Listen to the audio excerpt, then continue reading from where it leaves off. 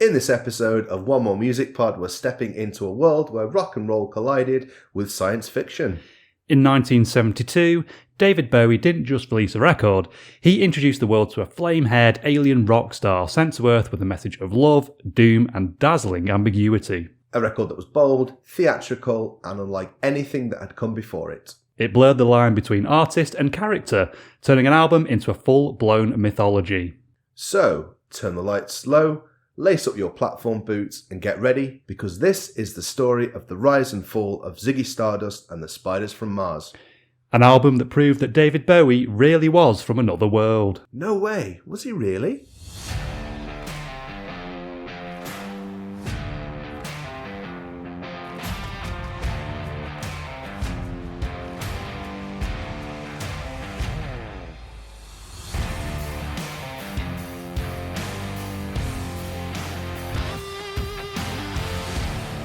Hello and welcome to yet another episode of One More Music Pod. How are you, Adam? Very well, Jack. How are you? Yeah, pretty good, thank you. So, David Bowie, this episode. Personally, for me, he's one of those people that's always been like this massive, like, cultural icon. But I've got to admit, I've never really gotten into his records properly. Like, I know the big hits, but I've never really sat down and fully, like, explored his musical catalogue. There is a lot of music, isn't there, as well? Yeah, It's quite intimidating back catalogue, really, isn't it? Yes, yeah. I think it's kind of the same reason I've never got into The Sopranos.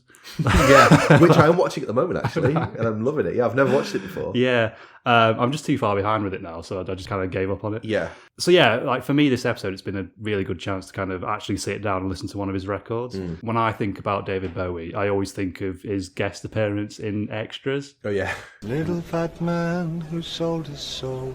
The little fat man who sold his dream. I still can't quite believe how they got David Bowie to do that. And for me, like that shows him in a different light. Kind of take the pee out of himself, really. Yeah. And I thought, I became a huge fan of David Bowie after that point. And of course, who could forget the film Labyrinth? Yeah. You remind me of the Babe. What Babe? The Babe with the power. What power? The power of voodoo. Hoodoo. You do. Yeah, that. We all know it. Yeah. Oh, he also had that weird eye thing, didn't he? I love all this culture music around this iconic artist, and that's what you pick up on, Jack. Yeah. Yeah, the weird eye. Yeah. Great. They were a bit weird, though, weren't they? Weird. I actually looked into it, and what it is, obviously his eyes were like... A bit mental. Yeah, that's the word. It's actually a condition called anisocoria, which is a condition where the pupils are different sizes. This was caused by a fight that he had as a teenager. And it damaged the muscles in his left eye, which left it permanently dilated and it made it appear darker. The injury, which was sustained from a punch from his friend George Underwood, made his left pupil stay large, creating the illusion of two distinct eye colours, despite both irises being blue. Wow. So there you go. That kind of adds to the mystique of who he was, really, and the characters that he played. Yeah. This kind of like out-of-the-world look that he used to have on stage, and then you've got the eyes. Yeah. It kind of just adds to it. So, well done, George. So that's what comes to mind for me when I think about David Bowie. How about you? A fucking legend. Yeah, fair enough. You've got quite a large record collection, haven't you? Have you got any of his records? I've got a couple. I've got a couple like compilation albums. I have got one of his LPs, Aladdin Sane. Okay, but I need to really improve my David Bowie collection. But the stuff's quite expensive, you know. Yeah. I think artists that die, their collection tends to increase in value, doesn't it? But I'm always on the lookout for Bowie albums. So that's maybe my next purchase. Nice. So in tradition, Jack, we have asked friend of the pod, Steve, to provide this week's tedious link. What did he come up with? Yeah, so of course the previous episode was Elvis Presley. So the tedious link that links him to David Bowie is that they share the same birthday, January the 8th. Ah, okay.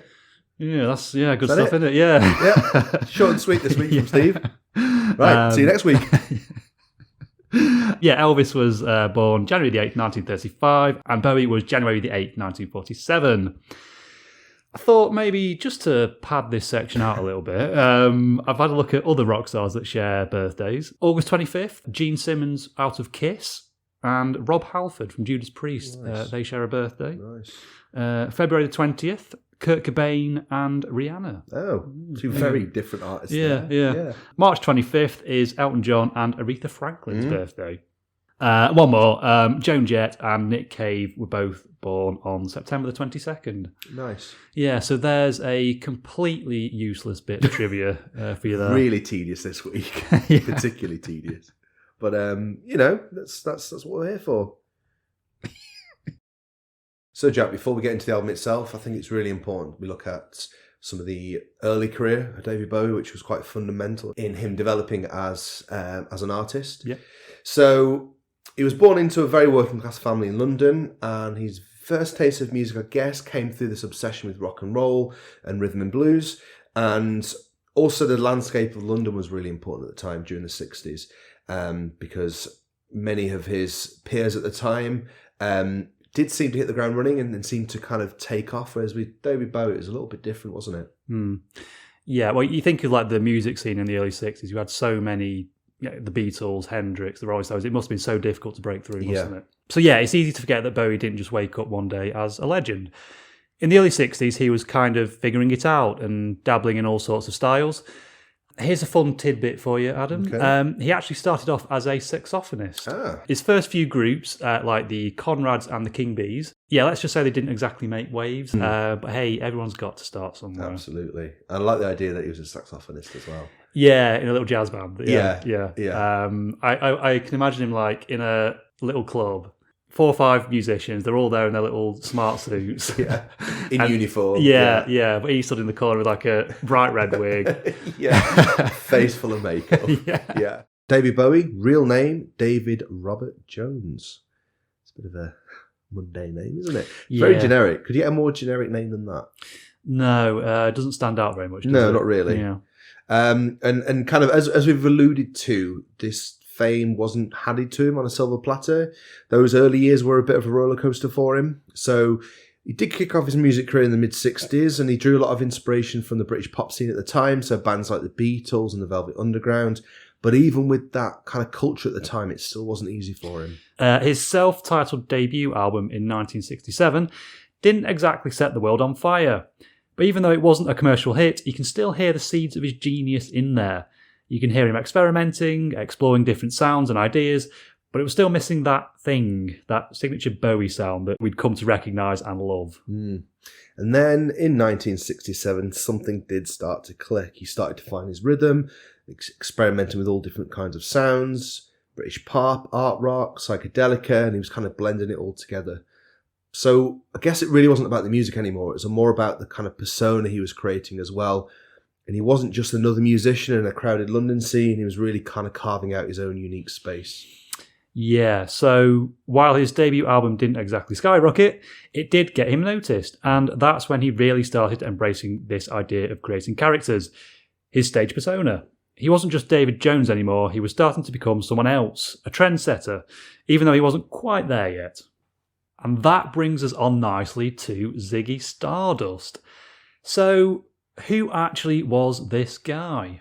Well, Ziggy didn't just change Bowie's career, he changed what a rock star could really be. But the character didn't arrive fully formed, it was kind of built piece by piece. The roots go back to the late 60s, so Bowie was already experimenting with sci-fi and alienation in Space Oddity. But by 1970 and 71, he was thinking bigger, about fame, identity, and what happens when performers start believing their own mythology. So one key influence was this guy called Vince Taylor. It was a real-life rock star that Bowie saw spiral into delusion, convinced he was a divine figure. Ring any bells, Jack? Bowie also pulled from Iggy Pop and Lou Reed, raw, dangerous performance, and from Japanese kabuki theatre, which shaped Ziggy's dramatic movement and look. And conceptually, Ziggy was imagined as an alien rock star sent to Earth during its final 5 years, here to deliver a message through music.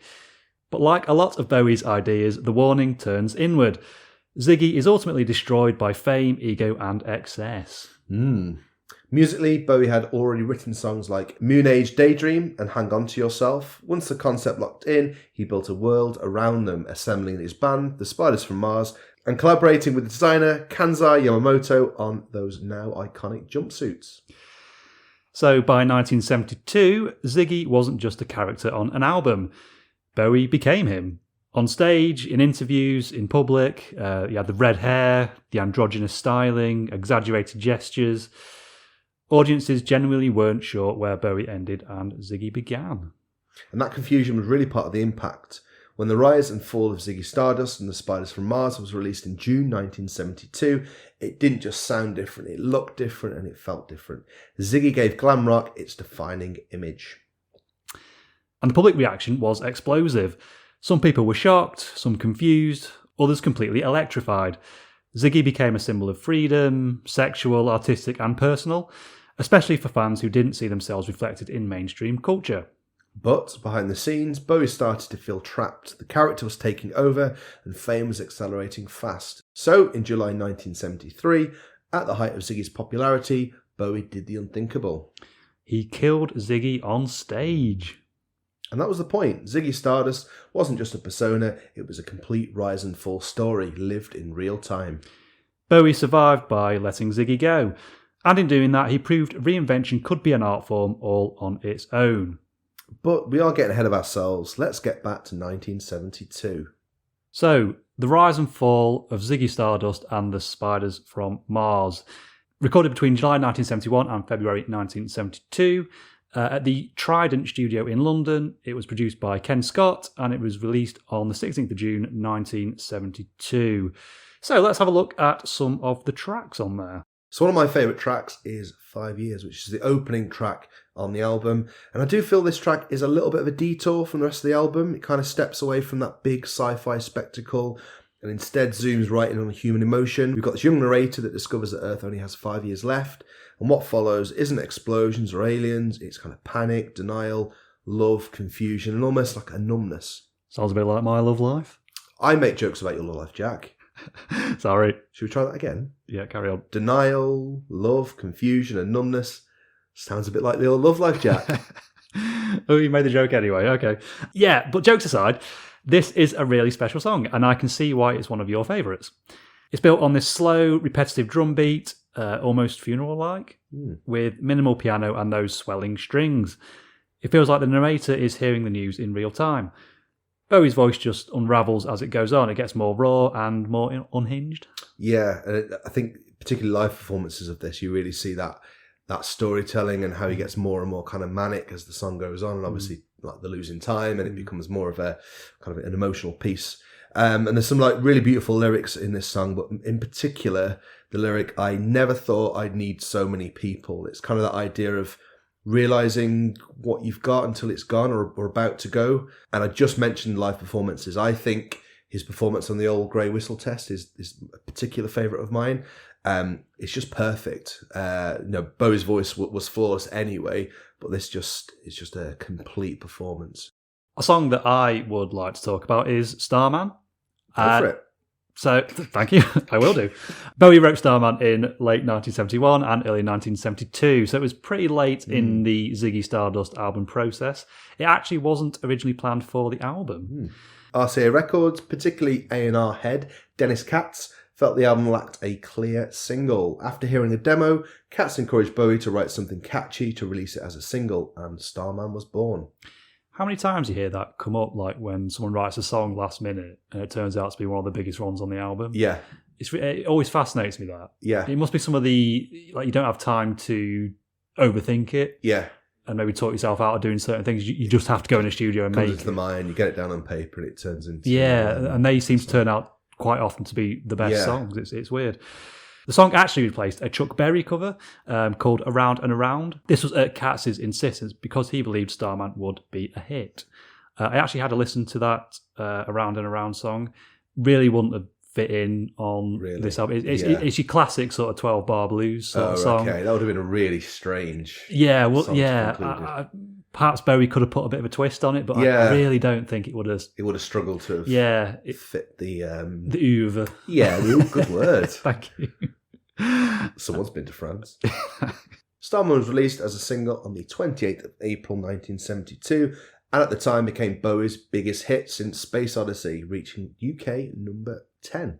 Okay, let's talk about Top of the Pops now. So, Bowie performed this song on the show on the 5th of July 1972, and it was the debut television appearance of the Ziggy Stardust character. Before this, Bowie had a cult following, but this TV performance exposed Ziggy to millions of viewers in the UK. Can you imagine turning the TV on? Middle-class family turning the TV on, Top of the Pops, and there you've got Ziggy Stardust. Especially in that time when the UK was super conservative, wasn't it? The makeup, the hairstyle, the glittery clothes challenged traditional gender norms of the time. Many viewers remember the shock and fascination of seeing a male pop star embrace such flamboyance on mainstream TV. The performance is often cited as the moment glam rock entered the mainstream. It cemented Bowie's reputation as a master of persona and showmanship, not just a songwriter. So, while we're on the subject of Top of the Pops, I think worth mentioning for those who maybe aren't aware of it. Yeah, I miss Top of the Pops. It was the BBC's flagship weekly music chart show for decades, really, wasn't it? It ran from 1964 until 2006. Been gone for so long. It kind of, I suppose, it was at its peak in maybe the 80s, 70s and 80s. Yeah. And then it kind of fizzled out and it only really became a Christmas thing, didn't it? Yeah. It was on like Christmas Day morning. Yeah. Still pre-recorded. Yeah. And then it just disappeared. I think MTV kind of came along and usurped it a bit. Yeah. And then like the internet came along and YouTube and that just killed everything. Absolutely. Didn't it? Yeah. I do like, sticking BBC Three on after I've had a few shandies and watching Top of the Pops from like the 80s and the 90s. Yeah. And I'm like, I remember when that was like number one. It was, it was a real mainstay of British culture for a very long time, wasn't it? Yeah. A few little stats here for you, actually. So there were 2,263 episodes in that run between 64 and 2006. Most appearances on the show, Cliff Richard. Cliff. Yeah. Good old Cliff. Yeah. You've got his calendars, haven't you? Yeah. Yeah, he made 160 appearances. That's ridiculous. He must have lived there. Yeah, he probably did. Just like they got him out of a cupboard. Off you go, Cliff. Did he just come on and do Mistletoe and Wine? Yeah, 160 over and over again. Middle of summer, Mistletoe and Wine. Yeah. Yeah, Bowie. He appeared around 12 times on the show. Wow, okay, I didn't think it was that high. First ever performer on the show. It was Dusty Springfield. She performed I Only Want to Be With You. The first number one single that week was The Beatles' I Want to Hold Your Hand. And fast forwarding to the end, the very last performance on the show was Chasing Cars by Snow Patrol. Yeah. And Shakira was number one that week with Hips Don't Lie. Yeah, Jack's got great hips. So there were lots of different people that hosted the show over the years. Would you guys hazard a guess at who it was that presented it the most times? Now then. I don't know, Jack. No, you know what? I can't think. It's completely skipped my mind. No. Yeah, anyway, moving on. One more song I'd like to just pick out is Moon Age Daydream. This song is basically Ziggy's introduction, so lyrically it functions like a character manifesto. So you got lines in there like, I'm an alligator and I'll be your rock and rolling bitch for you. This establishes Ziggy as an alien. So middle class. Sorry. This establishes Ziggy as an alien, sexual, larger-than-life character. And Bowie later described it as Ziggy announcing himself to Earth. The guitar work by Mick Ronson on this song has been universally praised and is often singled out as one of the song's greatest assets. Yeah, and Nicholas Pegg in The Complete David Bowie calls Mick Ronson's guitar solo on this track spectacular. So yeah, just thinking about guitar solos, have you got any favourites? You've got, artists, I guess, who are known for their guitar solos, Jimi Hendrix, Busted. One that I would like to put forward was Nick Jonas at the 2016 ACM Awards. Yeah. Are you familiar with this one? Not really, no.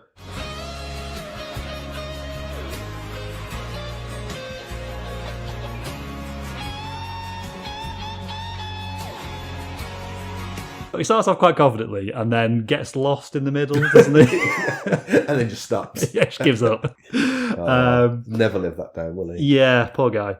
Also, the ACM Awards, I've never heard of them. American Country Music Awards, maybe? Oh, okay, maybe, yeah. I don't know. Anyway, moving on. Fun fact, Moon Age Daydream was originally recorded in 1971 by a short-lived side project of Bowie's called the Arnold Corns. Okay. Have you ever heard of them, Adam? Nope. Well, Bowie put the band together to try out new material that he was working on, kind of like a demo project for Ziggy Stardust. They only released a handful of songs, but an early version of Moon Age Daydream was one of those. Yeah, okay. Loud swagger. Excuse me? That's how I describe Suffragette City. Loud swagger. Okay. This is David Bowie at his absolute glam rock best. It comes towards the end of the album and feels like one last burst of pure chaotic energy. Mick Ronson's guitar is just phenomenal. It really makes the track. You can hear that kind of Chuck Berry influence with the whole thing driven by the sharp riff that never lets up. It's simple but totally relentless. And I love how the guitar and piano lock together. Bowie actually wanted this one to be the lead single instead of Starman, which tells you how central it was to the album's sound. In the end, it became the B-side to Starman. Wham Bam, Thank You Ma'am. Lyrically, it jumps between all the excesses of rockstar life, sexual frustration, nightlife, and full-on rockstar excess, which, let's be honest, Bowie knew a lot about.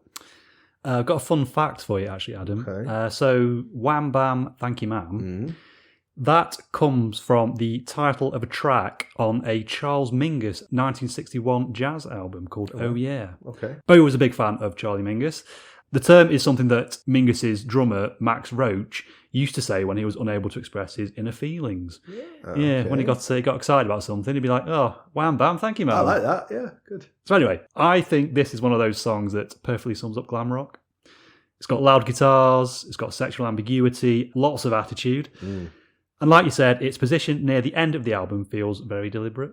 This is Ziggy Stardust at his most reckless and out of control, right before everything collapses in the final track, Rock and Roll Suicide. Quick detour before we wrap things up. Rock stars who perform as characters or alter egos. Yeah. Maybe we should just talk about a couple of them. I can think of maybe Alice Cooper. Yeah, obviously Ozzy Osbourne, rest in peace, Prince of Darkness. Yeah, Lady Gaga. She had that Joe Calderone persona that she performed as sometimes. My favourite is Jack on a Saturday night. Various alter egos. You've got Fanny Firestorm, Trixie Tantalise. I've never got this one. Tenor for a BJ. Ask your mum.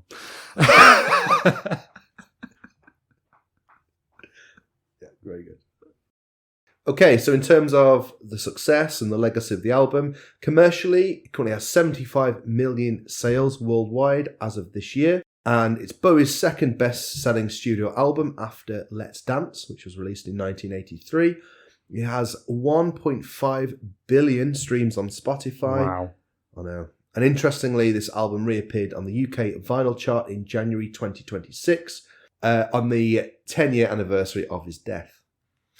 And I guess, we've talked about kind of David Bowie's persona, Ziggy Stardust, and I think that album being released would kind of change the way artists tour going forward, and it kind of broke the mold as to what maybe a traditional rock show would look like. It kind of became theatrical rock, I guess. Yeah, so this wasn't just guys in jeans anymore, was it? Ziggy showed up in androgynous costumes, bright makeup, dramatic poses. And you kind of see this everywhere now, don't you? You see, Queen and their kind of those big arena tours, and Freddie Mercury and the kind of the way he used to have this separate persona on stage. Madonna turning her tours into kind of like statements, and Prince as well also comes to mind as using the stage as a place where identity, desire and performance kind of all combined together. And it was Ziggy Stardust, I think, that kind of started all that off. And he lived the character as well, didn't he? So it wasn't just it was interviews, it was public appearances. He became that person, yeah, didn't absolutely. So, Jack, I think that wraps it up. That was The Rise and Fall of Ziggy Stardust and the Spiders from Mars by David Bowie. Again, if you would like to find out a little bit more about this album, do follow us on Instagram at onemoremusicpod, and we're also on TikTok at onemoremusicpod. If you would like to get in touch, you've got some facts that you'd like to share about the album, do drop us an email at onemoremusicpod@gmail.com. Yeah, good stuff. Right, next episode. We are going to be talking about the definitive new metal album. One of my all-time favourites is Hybrid Theory by Linkin Park. Yeah, Jack's very excited about this one. Yeah, can't wait for that one. Yeah. So, until then, my name's Jack. And I'm Adam. Thank you very much for listening. See you next time. Bye-bye.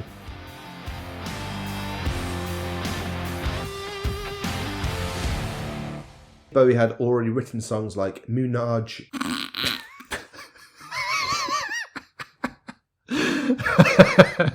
Moonage. Musically, Bowie had already written songs like Moon Age Daydream. Yes. Try not to laugh.